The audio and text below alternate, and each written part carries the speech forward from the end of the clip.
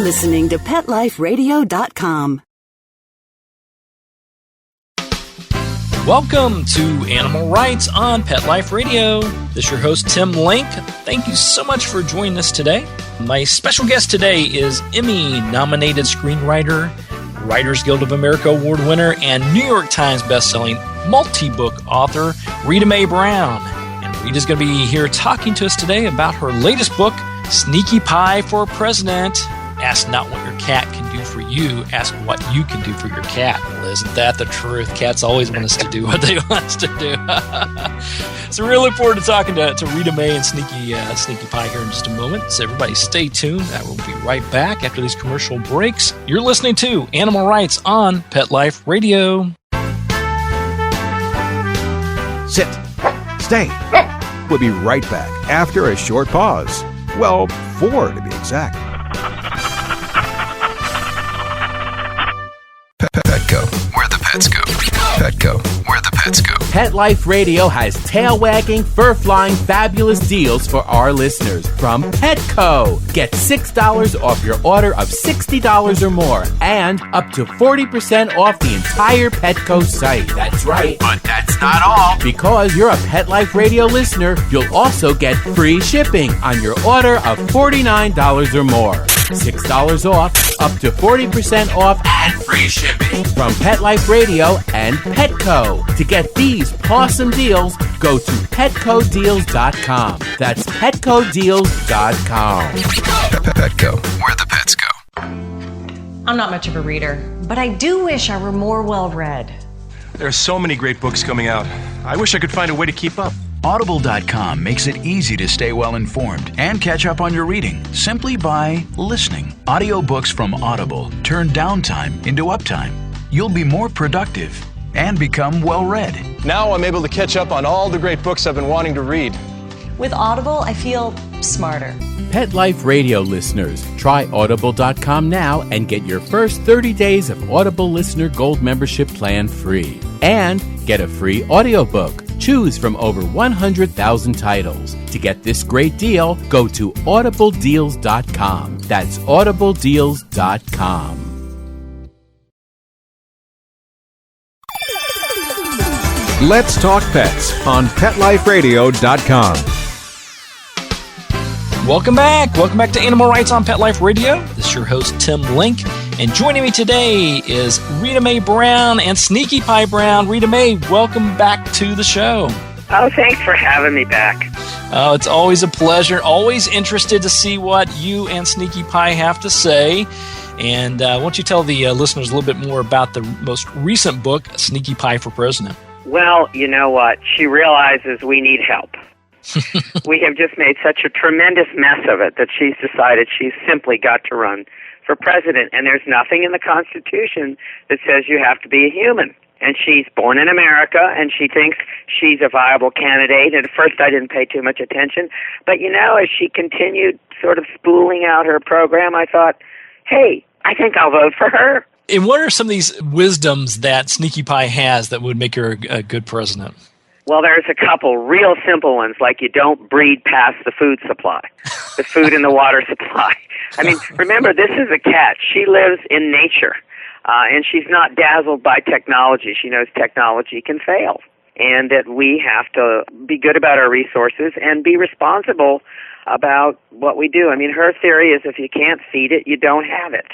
And she feels that we're in desperate problem that way.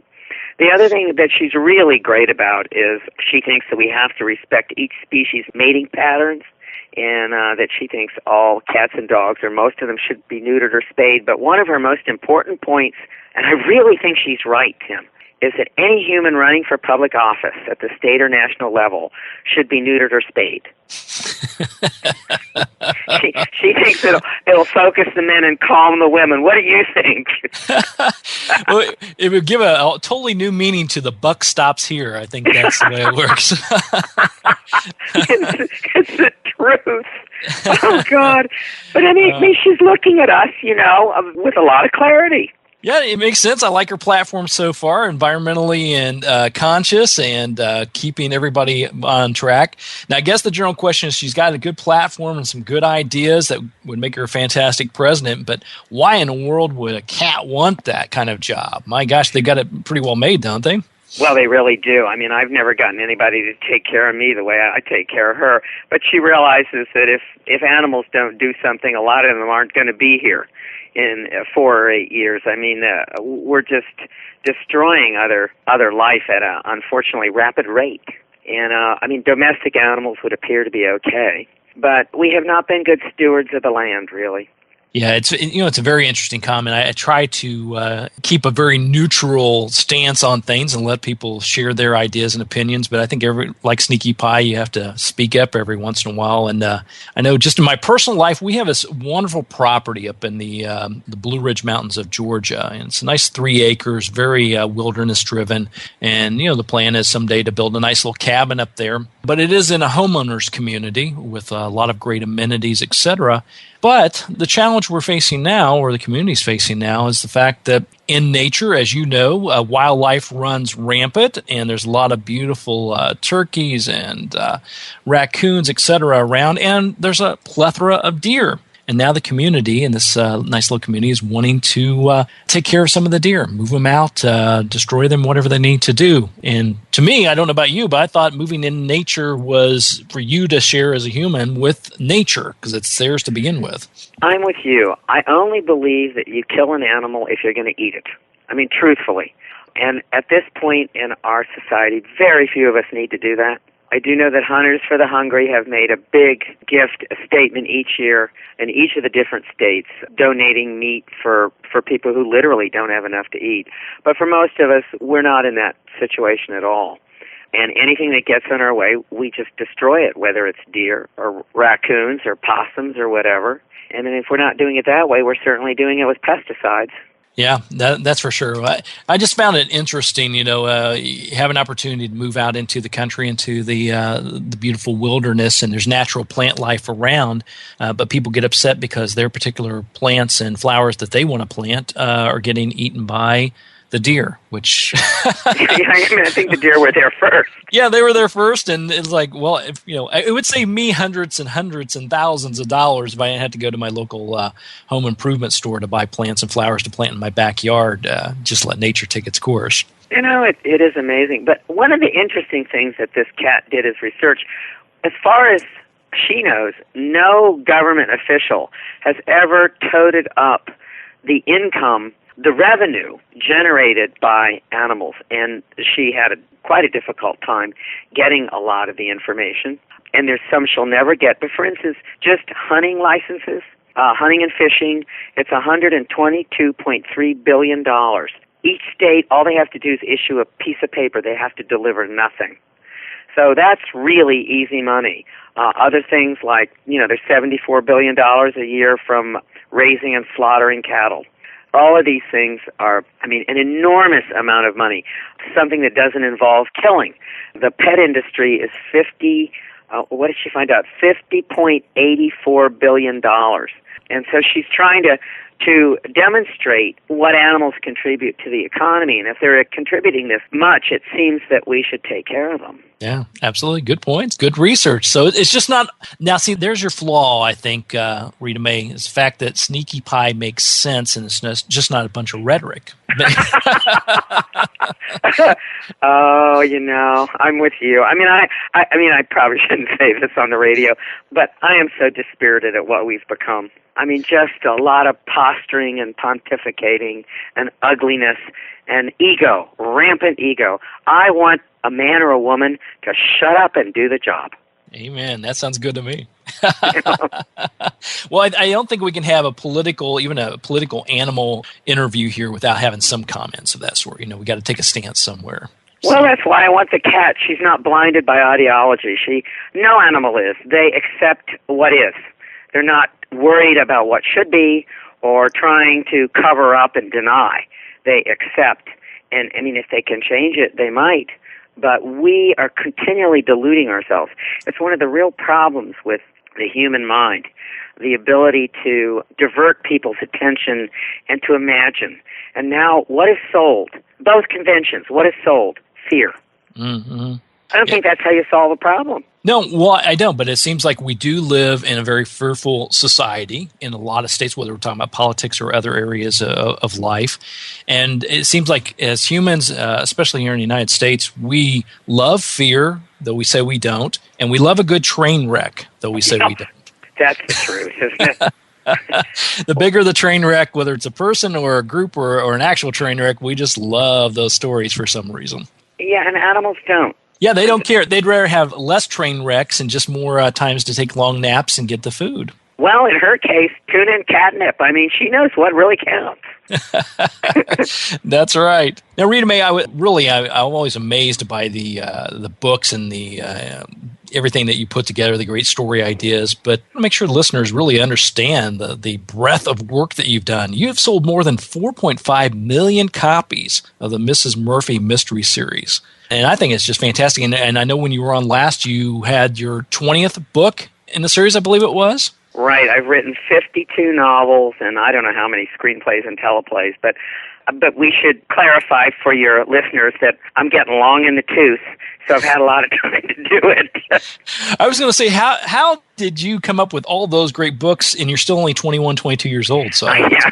You know, I think most people have stories in them if they could just get them out. Most people are a lot more creative than they give themselves credit for.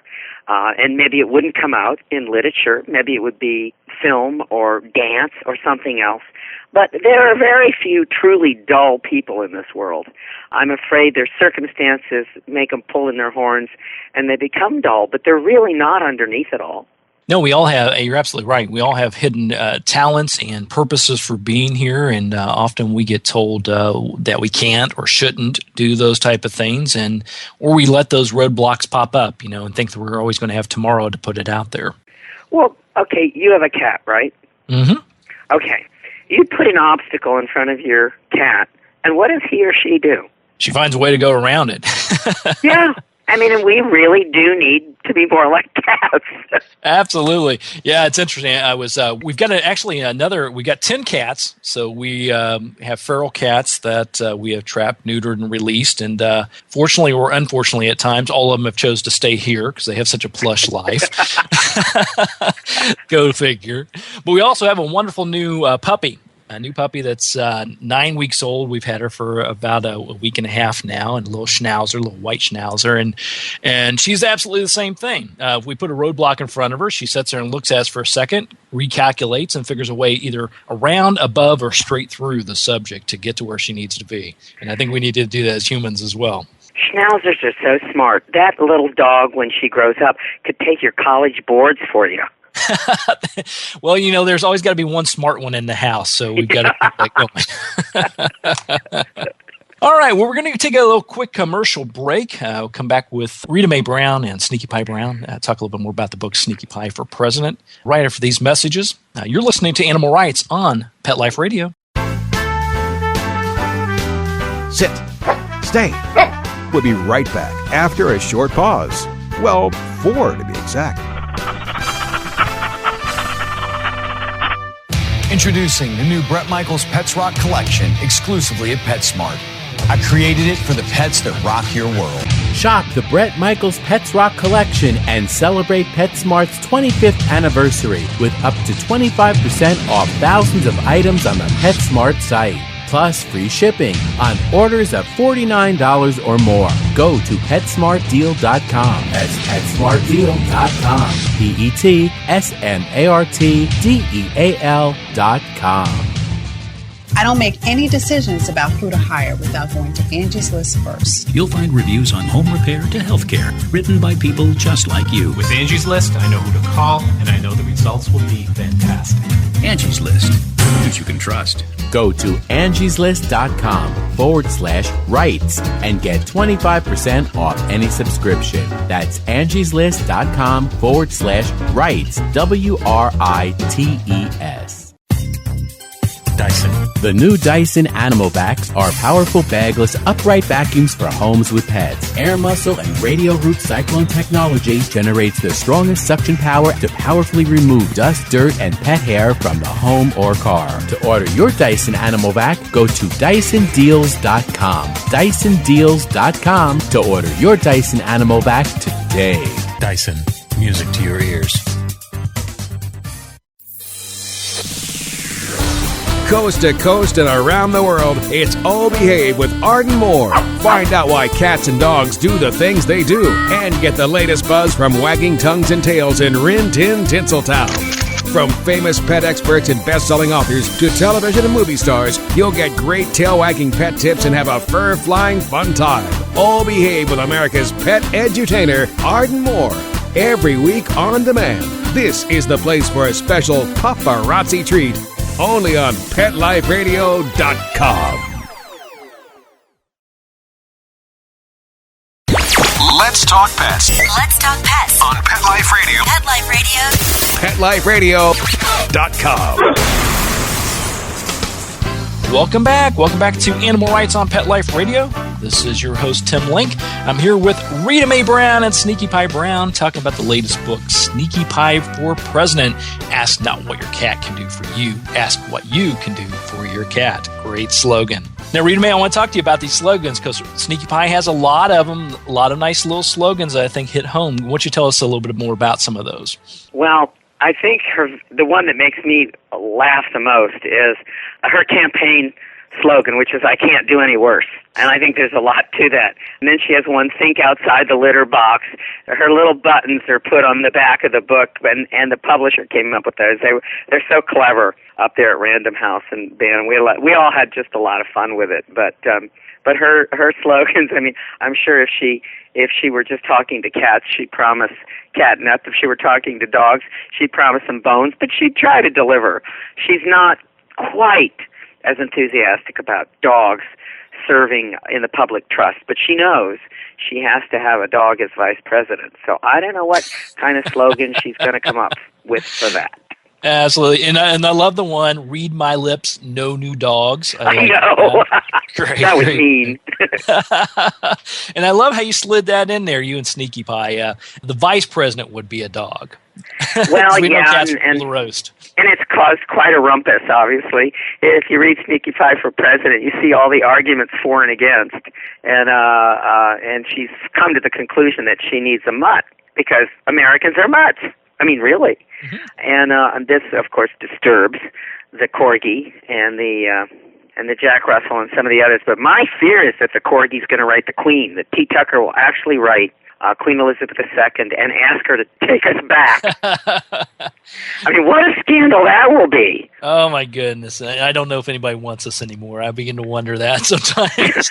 Yeah, I think the Queen would probably say, "Hey, you made your bed, now lie in it." Yeah, exactly. You wanted it so bad, here you go. Be careful what you ask for. Yeah, my mother used to say, and I'm sure yours did too, you know, if God wants to punish you, he'll answer your prayers.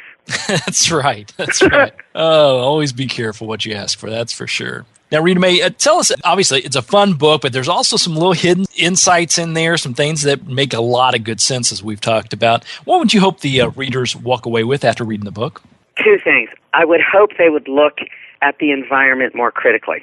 Something as simple as medications being passed into our water supply, which nobody thinks, very few people think about it. A fellow called Kurt Gilo, who's, I think, head or vice president of a pharmaceutical college in Milwaukee, was the first person to clue me into it. It's a suburb right outside of Milwaukee. And I had never thought about that. But many things that we're doing to our environment, we don't recognize because we don't know the long-range effects of it. Something as simple as Roundup, which probably a lot of your readers have used to kill weeds. Mm-hmm. They say, well, you know, it's okay. You know, if your animals eat it, it'll be fine.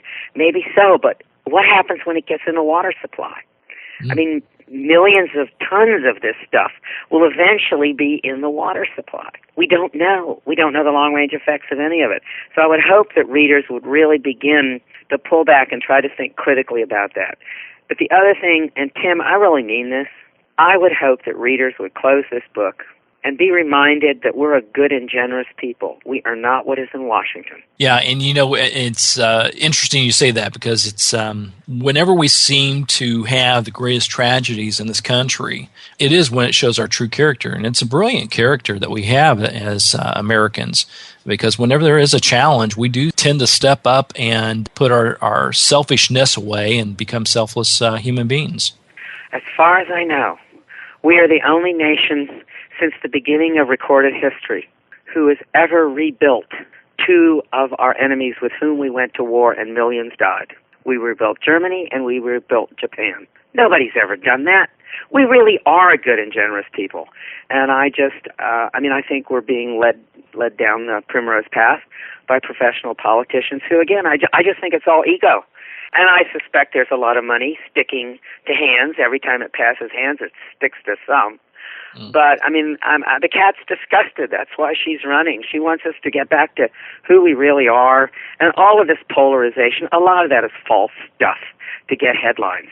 How can you be polarized when you need to eat? Really. Again, the cat is basic. You need to eat.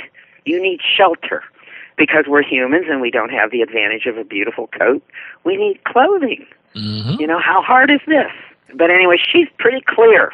And she truly believes, as do I, that the difference between the Republican and the Democratic parties is the difference between syphilis and gonorrhea. The worst of two evils, right? Yeah, you know how you get them both. No, I don't know if I want to. This may be a PG show. We may have to. Yeah, so we won't say that. But anyway, you know. Yeah, I understand. Yeah. And, and I think it's a great way. Obviously, the timing in the book's appropriate, and I love the hidden messages in there because it should get people. It's a fun book, and it's always interesting to hear what Sneaky Pie has to say. But it's also, some very heartfelt things in there, things we should be taking a look back and not get caught up just in all the rhetoric that tends to happen during this time of year. Well, she's an Americat. She really cares. And some of this takes place at Monticello, which is interesting, and the illustrations are so wonderful in this book. And one of the ones that just gets me the most is on page 36. The three animals crossing the lawn up to Monticello in the moonlight. And I have done that. I have been there in the moonlight. And I've also been up in the dome where most people don't get to go. And they're regular doors, and I put this in the book, but I didn't make it up. I want people to know this is the truth. There are regular doors so that workmen could get out on that dome and repair leaks. Jefferson had thought of everything.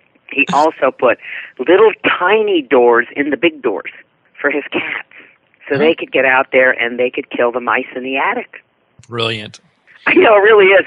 But when people go there, which they don't get to go, you have to have a special guide to take you there and, whatever. But the time I was there with the director, the new director, who's wonderful, and also the former director, Mr. Jordan, took me there, and the new director's a lovely woman called Leslie Bowman. And they look at those little doors, and they think most people don't know what they are. Well, of course, I did. And Mr. Jefferson's mice, because, of course, there still are some mice left, are part of this book and this desire for our country to remain true to the Declaration of Independence and the Constitution. And it's a lot of fun, but if any of your listeners have never come to see Monticello, I beseech them to do it. It's a beautiful place, and I think you're right. People, they go there, see the beauty of it, but to get to the behind the scenes and find out really what his thoughts were behind building it, I think are pretty amazing.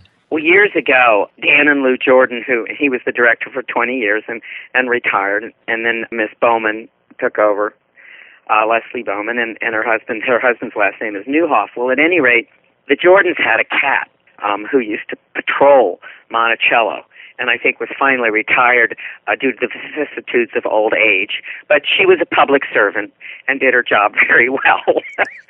I don't know if when you go to Monticello you'll find another cat. Well, there may be. You never know. Yeah, I'm sure there's one. It's hard to believe that there's no cats around there anywhere. No, but there's horses now, which is really great. Think about it. Horses, cattle, sheep. We wouldn't be here if it weren't for these animals. Cats, protecting the grain supply, dogs, chasing off predators. They made America as much as Mr. Jefferson did. That's right. And he recognized that, I'm sure. Most of them did.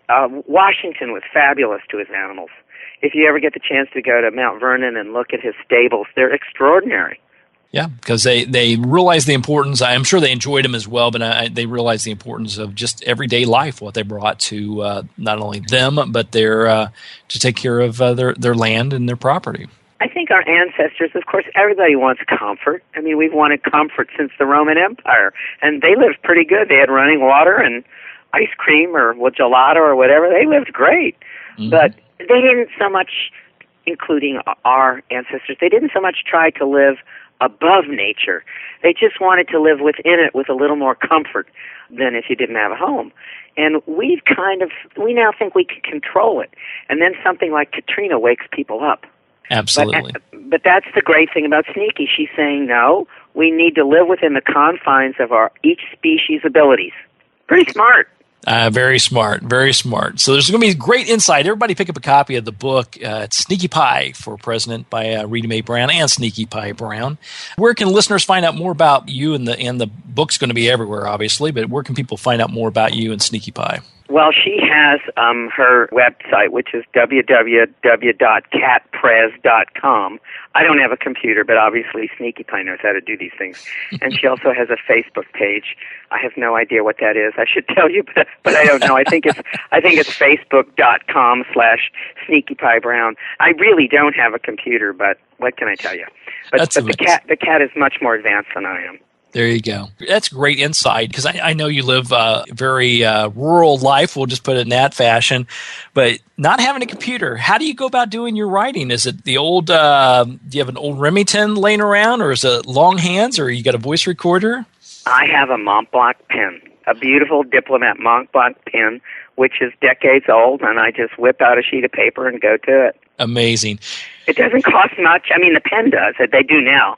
Mine, when I first bought it, was $40, and it took me a month to save the money to get it. But I thought, when I have a Montblanc pen, I'm a real writer. You know, I think that's a great way to look at it as well. I used to be, before I started working with animals full time, I used to be in sales, telecom sales. And I remember coming out of college wanting a Mont Blanc, and, you know, it was a little pricey because over $100 for a pen when you can buy 12 Bics for $1.95 or something of that sort.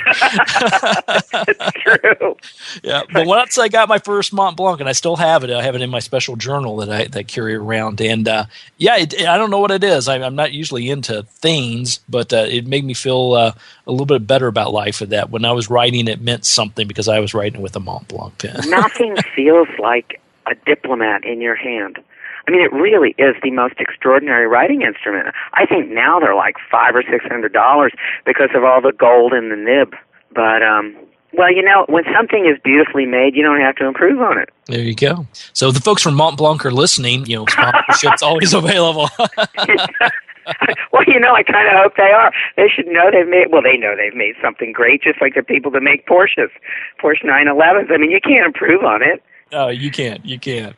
Well, that's amazing. I think the work that you do, obviously, Rita Mae, is fantastic. And the latest book, big kudos on that, Sneaky Pie for President. And everybody pick up a copy of that. And best of luck with the book. What can we, before we let you go, what can we expect next from Sneaky Pie? Well, she started another mystery, a true mystery this time. And it has, I don't really know what she's up to, but it has something to do with corn.